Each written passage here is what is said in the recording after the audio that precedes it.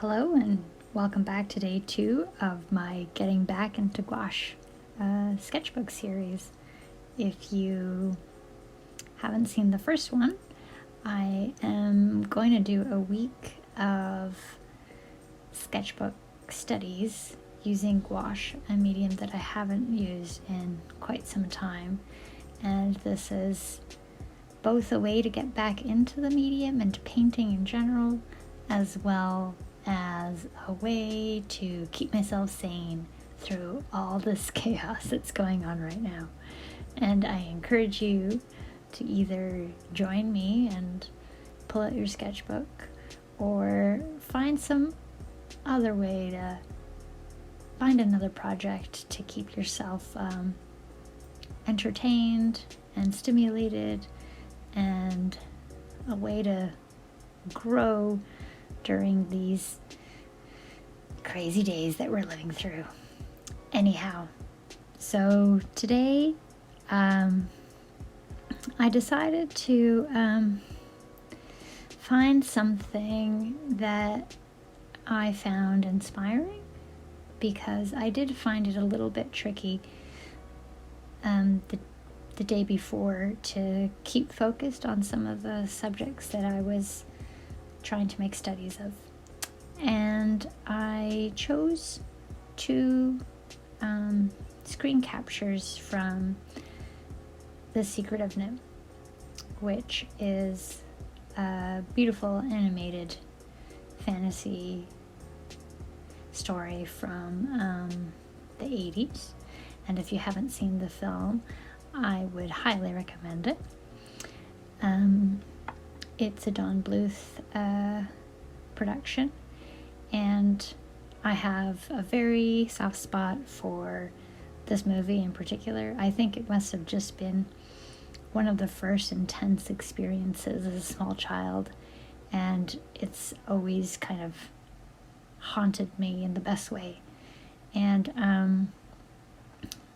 I just find the atmosphere in Don Bluth movies to be amazing. The backgrounds are always great and kind of creepy, and they have that kind of wonderful, slightly horrific fairy tale quality that great 80s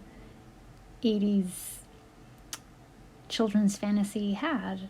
I don't know, there was just like a really good period of this kind of like children's horror, like Jim Henson stuff and stuff like this. And yeah, it's made for kids, but there's like some intense emotionality going on in there. And it's also slightly terrifying. Anyhow, I am sticking with the black and white treatment because I still don't think that I have a grasp of this yet. And anyhow, the black and white is what I'm sticking with until I can get a better grasp. And yeah, it also gives me something to work towards, you know. It'll be a treat once I get to add color, or maybe a nightmare. We'll see how that goes.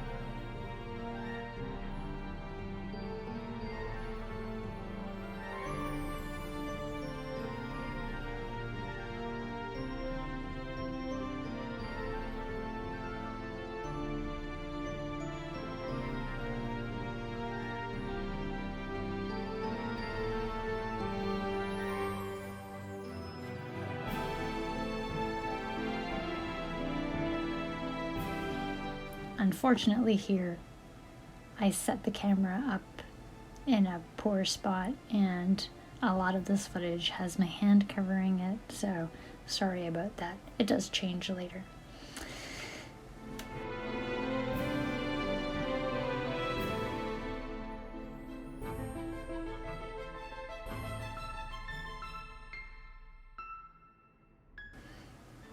I did find this very challenging, but also very fun.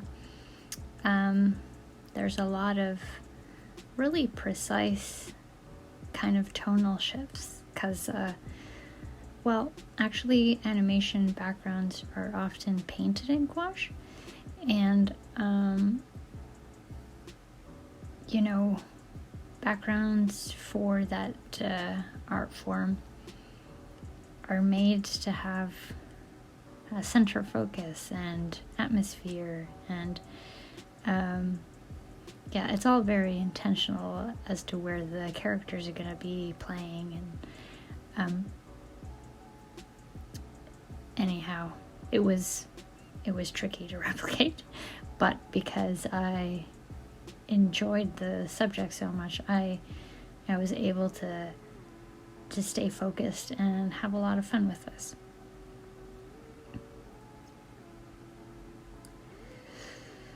I did end up actually being able to try a few different kind of paint application techniques, and I even was able to add a little bit of dry brush here and there, because I got pretty far with the study and almost finished, let's say.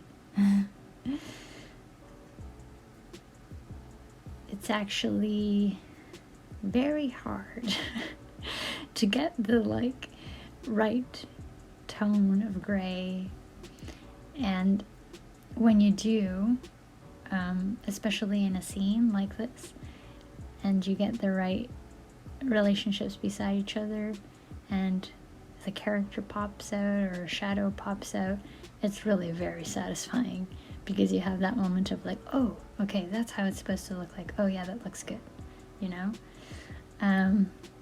If I could only remember exactly what I did, that would be even better, but you know, it's only day 2.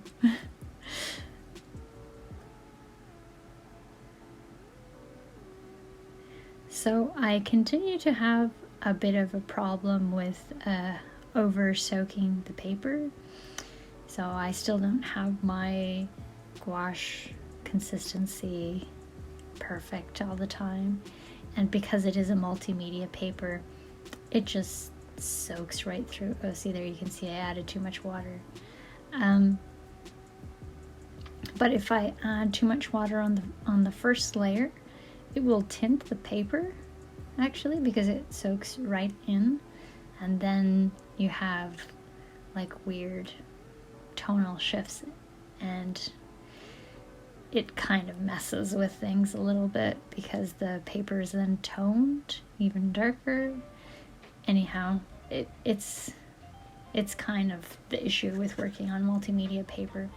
So still working on the water control, but water control is always an issue when you're using water-based media.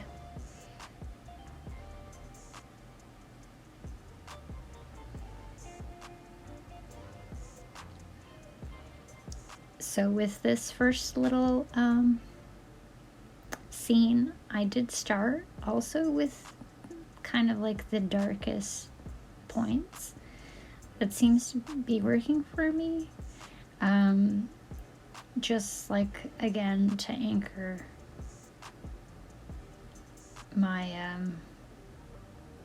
color reference for myself, my tonal reference. Just like, if I know where the darkest point is on the image, then I know how the other values work in relation to that. And it seems to make sense to me, and I keep doing it, so I'm gonna keep doing it whether I like it or not, I think.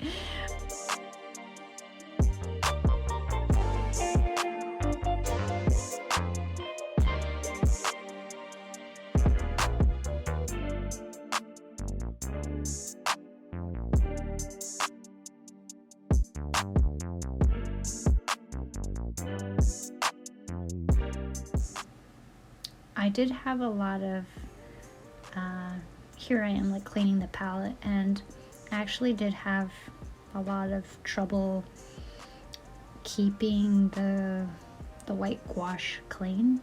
I mean, part of that is the nature of the flat palette, but also,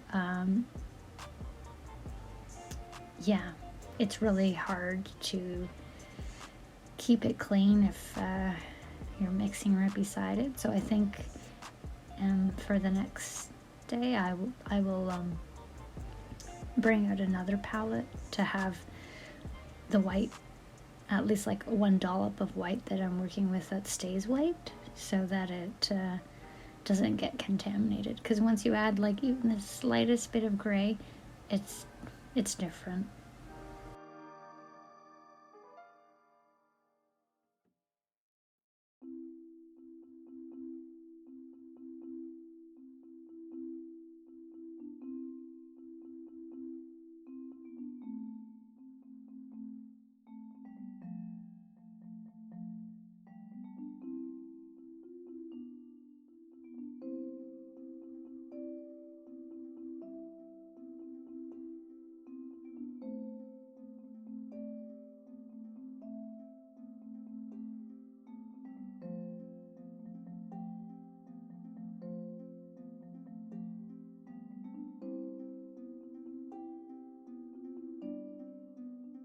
If you're not familiar with this story, it's actually based on a novel, like a children's novel, and it kind of has like some environmental overtones, and it's about, well, Miss Brisby, who is a mouse mom, and she lives in a farmer's field, and it seems that the plow season's coming and all the animals need to move out of the way for the plow because their burrows are going to get destroyed when the plow comes through. But she has a sick child, and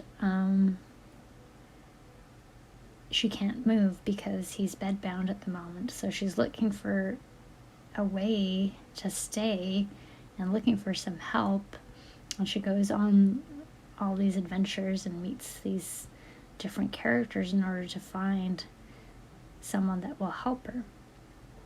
And she doesn't have a lot of time. The plow is coming soon, so she ends up talking with some wise people, and then ending up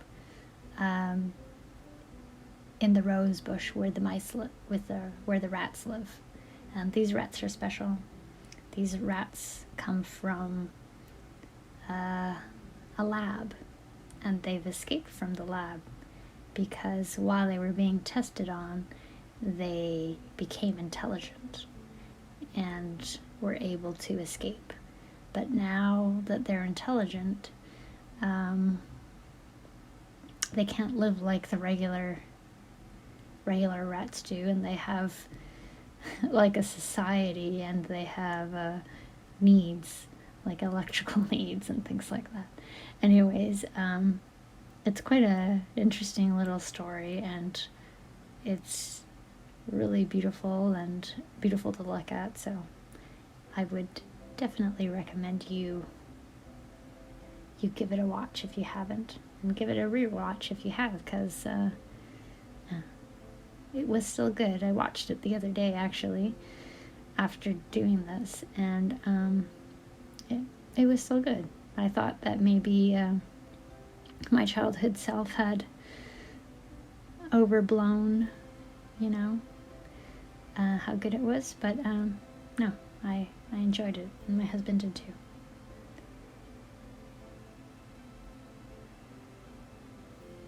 The previous little drawing or study is from a scene where she first breaks into the rat colony, and the picture that I'm doing right now is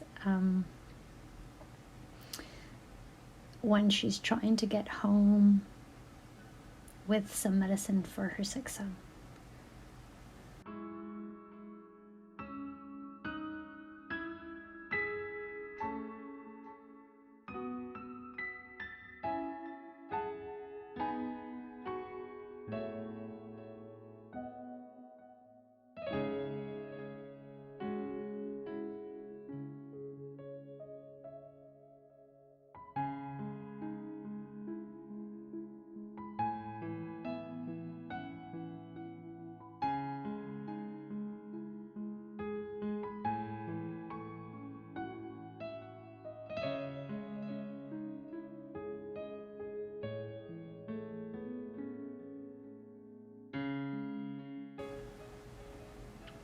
Now, in the last video, I mentioned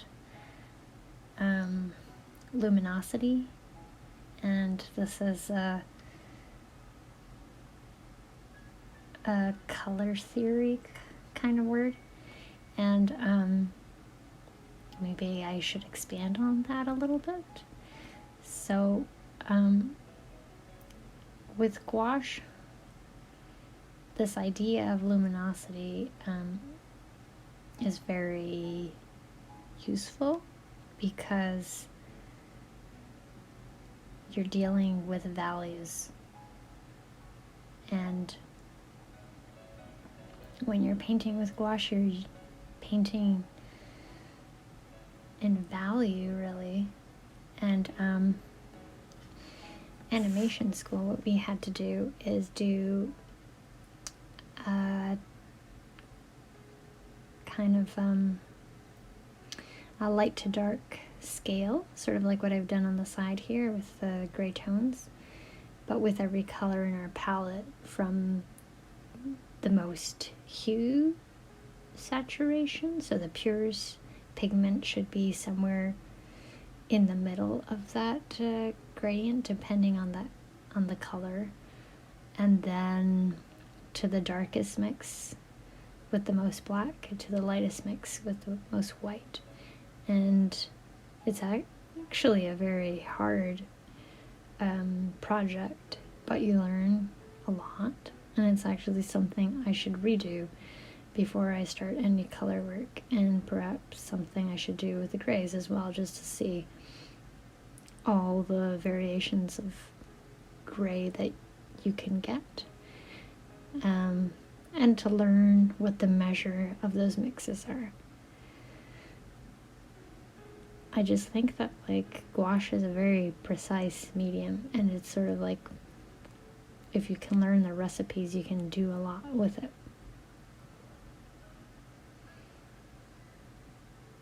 And I don't know if that made complete sense, but that might be a video that I can do another time to explain that concept and show you what I mean.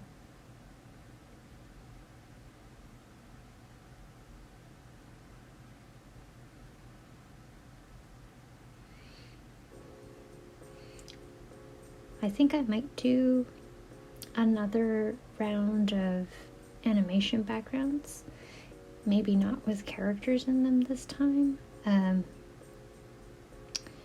because it's actually something that really appeals to me. I love animation, and yeah, background art is just awesome. And because the medium is often used in that way, then maybe I can kind of replicate some marks and stuff. Maybe something from Sleeping Beauty, although that might be very complicated. But those are some very beautiful gouache backgrounds that I was lucky enough to see in person.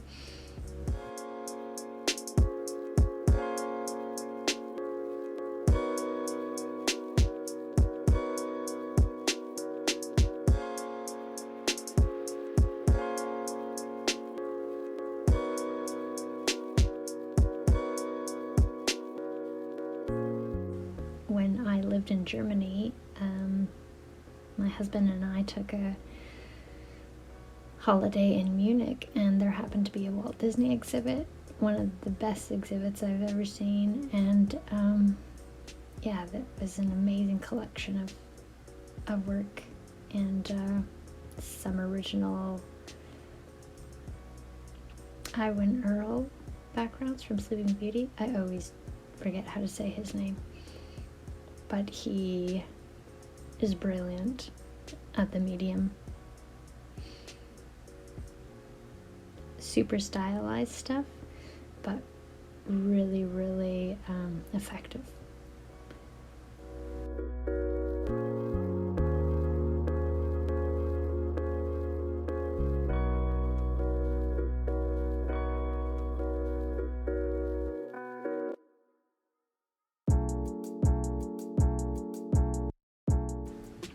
I struggled a lot trying to get this gradient of this sort of root gray, kind of like root cave system thing that she's in, and it had a really kind of poppy, like the character really popped out, but it had a very nice gradation to the tunneling effect, and